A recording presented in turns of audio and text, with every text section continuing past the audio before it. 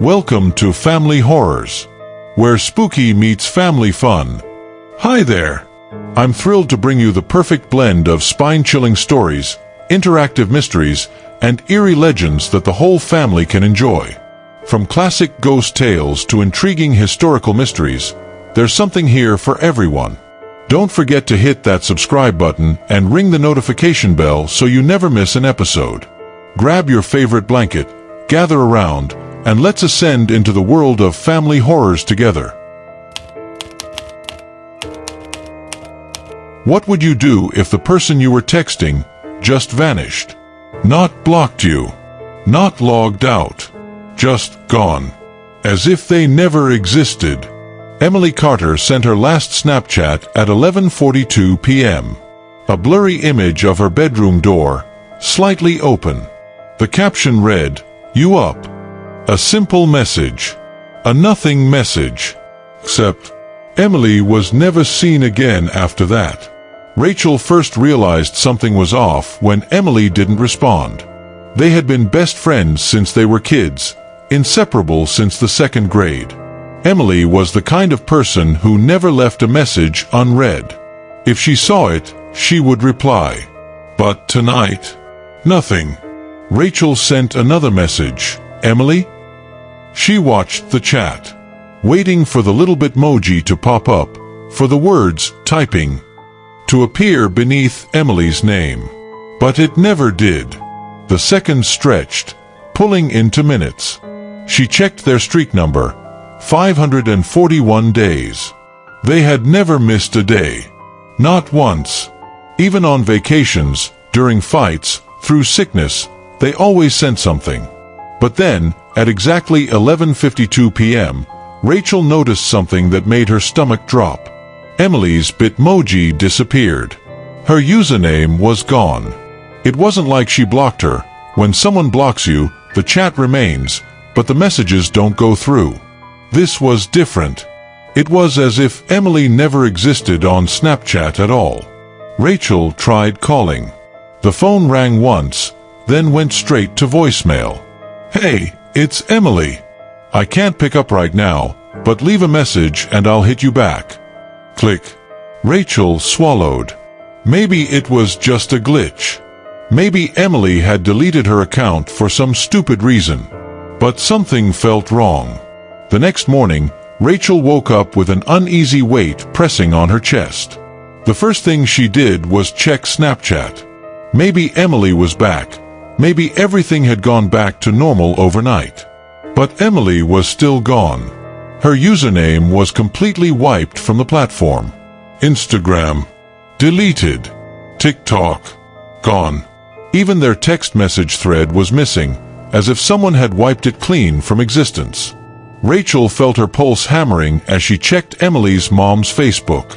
She scrolled, searching for anything out of the ordinary. And then she found it. A post. Made at 7:15 a.m. Has anyone seen Emily? She didn't come home last night. If anyone knows where she is, please call us immediately. Rachel's fingers went numb. Emily wasn't answering because she wasn't there. The police got involved immediately. Emily's mom had called them as soon as she realized Emily never came home. Her car was still in the driveway. Her bedroom door was locked from the inside. But her phone and shoes were missing. That was the first clue. She left voluntarily. Or at least, it seemed that way. The second clue was her window. It was open, only a little. Just enough for a breeze to slip in. Rachel was there when they searched Emily's room. She stood in the doorway, heart pounding, as an officer carefully dusted the window frame for fingerprints. Was Emily meeting someone? The officer asked. Rachel's mouth felt dry. I don't know. But she would have told me. Except, would she? Rachel kept thinking about that last Snapchat message. "You up?" It didn't seem that weird at first. But the more she thought about it, the more it unsettled her. Why send that? Emily knew Rachel was awake. They had been talking just an hour before. It was almost like she meant to send it to someone else. But who? The first break in the case came when the police accessed Emily's Snapchat records. Even though her account was deleted, the company still had login records and activity logs.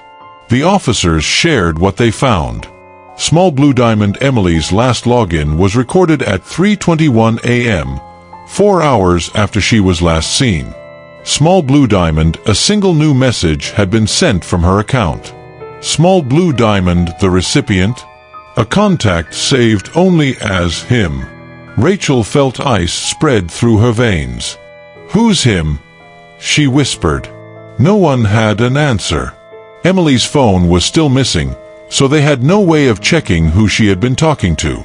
But there was one more disturbing discovery. The message Emily sent to him: "I'm coming outside now." Rachel felt her stomach twist. Emily had left on her own. Or at least, she thought she had. Security footage from the neighborhood entrance showed a dark figure walking down Emily Street just before 3 a.m. It wasn't clear, just a shadowy form moving slowly, deliberately, as if watching. At 3:02 a.m., Emily's bedroom light flickered off. At 3:21 a.m., a shape moved in the shadows near the street lamp.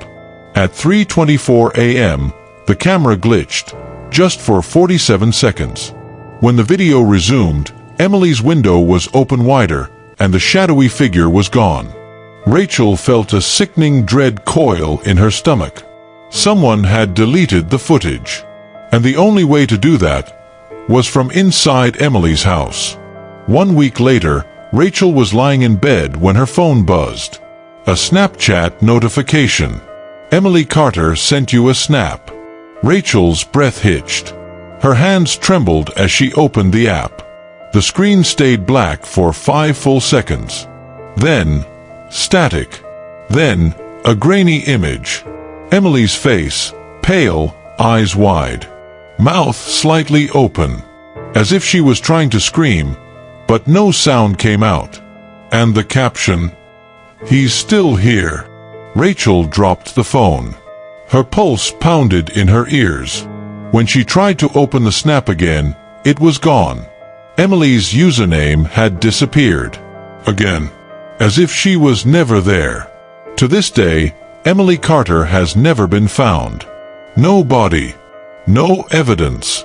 Just one final message from someone who should no longer exist. Sometimes, Snapchat streaks don't end because someone forgets to reply. Sometimes, they end because someone disappears.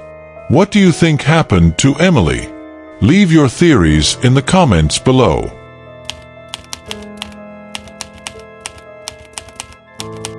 Have you ever used a Snapchat filter and seen something that wasn't supposed to be there? A face that shouldn't exist. A second pair of eyes in an empty room. A figure standing just behind you where no one should be. Jason Miller was a college sophomore with a love for photography, social media, and, like most of us, Snapchat filters. But what started as a harmless joke turned into something he could never escape. Because sometimes, when Snapchat recognizes a face, it isn't always yours. Jason had always been a skeptic. He didn't believe in ghosts, demons, or haunted houses.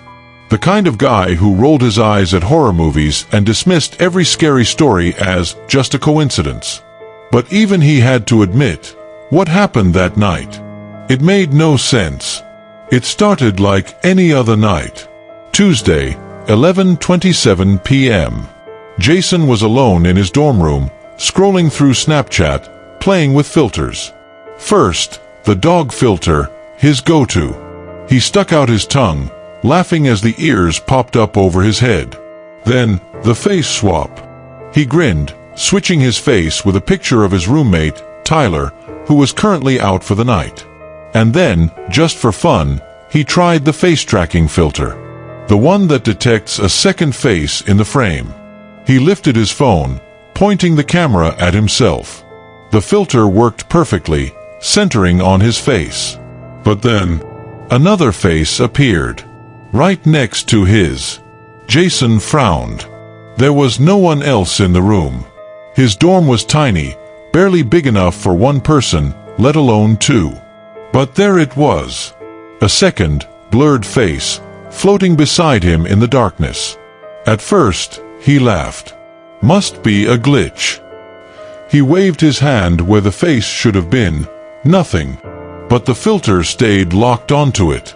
A second set of glowing eyes. A distorted, wide grin. And then, the mouth moved. Jason dropped his phone. His heart was hammering, his breath short. He stared at the screen, expecting the glitch to correct itself. But when he picked the phone back up, the face was gone. Jason swallowed, his mouth dry. His hands felt ice cold, the hairs on his arms standing on end. But he shook it off. It was just a software bug. Snapchat had glitched before. Right. Still, he couldn't shake the feeling that something was wrong. His dorm suddenly felt colder.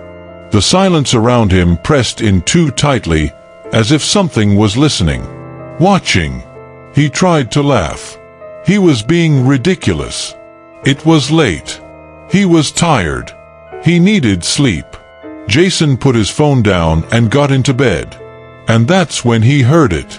A soft creak. Coming from the closet. Jason's stomach clenched. His closet door was open. Just an inch. Had it been like that before? He wasn't sure.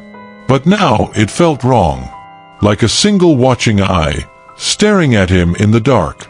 He sat up slowly, staring at the door, his breath caught in his throat. Another sound. A shuffle. A whisper of movement from inside. His pulse pounded. He wasn't alone. Jason reached for his phone, flipping on the flashlight. The narrow beam sliced through the darkness, illuminating the small gap in the closet door. He swung his legs over the side of the bed. 1 step. 2 steps. He reached out, grabbed the handle, and yanked it open. Nothing. Just clothes. A pile of shoes. His old backpack. Jason let out a shaky laugh. He was losing it. That stupid filter had just freaked him out, that's all. He slammed the closet shut and climbed back into bed. But just as he rolled over, his phone buzzed. A Snapchat notification. New snap from unknown. Jason frowned. That was weird. He didn't remember adding anyone new. He hesitated, then swiped to open it. The screen stayed black for 5 seconds. And then, a photo of his room, taken from inside the closet. Jason froze. His hands went numb, because the photo wasn't from earlier. It was taken right now. He could see himself, in bed, phone in hand, staring at the screen. And in the corner of the frame, something else. A shape. A twisted, grinning face. Inside the closet. His closet. Jason didn't think. He threw himself out of bed, grabbed his keys, and ran. He didn't look back. He didn't stop until he was outside, breath coming in short gasps. His skin was damp with sweat. His heart felt like it was trying to crawl out of his chest. His phone buzzed again. New snap from unknown. Jason's fingers shook as he opened it. A video this time. He pressed play. The screen stayed dark. Muffled breathing crackled through the speaker. And then, a voice. A low, rasping whisper. You left the door open. Jason looked up, and saw that his dorm window was open. Just an inch. Jason never went back to that room. He called his roommate, told him to grab his stuff, and moved out immediately. But here's the thing. The next person who moved into the dorm didn't last a week. They found his things scattered across the floor, the window wide open, his phone shattered against the wall, and his Snapchat account permanently deactivated. To this day, no one knows who sent those snaps. No account was ever traced. No device ever recovered. All that remains is a single unsent message, found in Jason's old phone records. It's still here. Sometimes, when Snapchat sees a second face in the frame, it isn't a glitch. Sometimes, it's a warning. Have you ever had a Snapchat filter do something unnatural? Let us know in the comments below.